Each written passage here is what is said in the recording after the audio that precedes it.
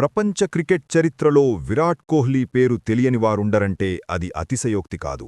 Cricket ప్రపంచంలో అతడు మకుటం లేని మహారాజు. విరాట్ అభిమానులు అతడిని ముద్దుగా కింగ్ కోహ్లీ, చేజ్ మాస్టర్ అని పిలుచుకుంటారు. ఆ పేర్లకు సార్థకత చేకూరుస్తూ గత 2 దశాబ్దాలుగా ఎవరికీ సాధ్యం కాని ఎన్నో రికార్డులను తన సొంతం చేసుకున్నాడు.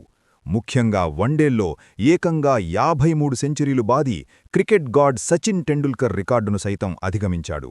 ఇక టెస్టుల్లో 9230 పరుగులు, 7 ద్విశతకాలు, 30 సెంచరీలు సాధించి ఈ ఫార్మాట్కు ఘనంగా రిటైర్మెంట్ ప్రకటించాడు. ప్రస్తుతం వన్డేల్లో కొనసాగుతున్న విరాట్ తన కెరియర్లోనే అత్యుత్తమ ఫామ్లో ఉన్నాడు. ఇటీవల ముగిసిన సౌతాఫ్రికా సిరీస్లో కేవలం 3 మ్యాచ్చుల్లోనే 2 సెంచరీలు బాది సత్తా చాటాడు. అలాగే విజయ్ హజారే ట్రోఫీలో బరిలోకి దిగి 1 సెంచరీ, 1 హాఫ్ సెంచరీతో ప్రత్యర్థులకు చెమటలు పట్టించాడు. ఇప్పుడు అందరి కళ్ళు జనవరి 11 నుంచి ప్రారంభం కానున్న న్యూజిలాండ్ వన్డే సిరీస్పైనే ఉన్నాయి. ఈ సిరీస్లో కోహ్లీని కొన్ని అరుదైన రికార్డులు ఊరిస్తున్నాయి. కోహ్లీ మరో 443 పరుగులు చేస్తే వన్డేల్లో 15,000 పరుగుల మైలురాయిని చేరుకున్న ప్రపంచ రెండో ప్లేయర్గా చరిత్ర సృష్టిస్తాడు. సచిన్ ఈ ఘనతను 377 ఇన్నింగ్సుల్లో సాధించగా కోహ్లీ అంతకంటే తక్కువ ఇన్నింగ్సుల్లోనే దీనిని బద్దలు కొట్టే అవకాశముంది.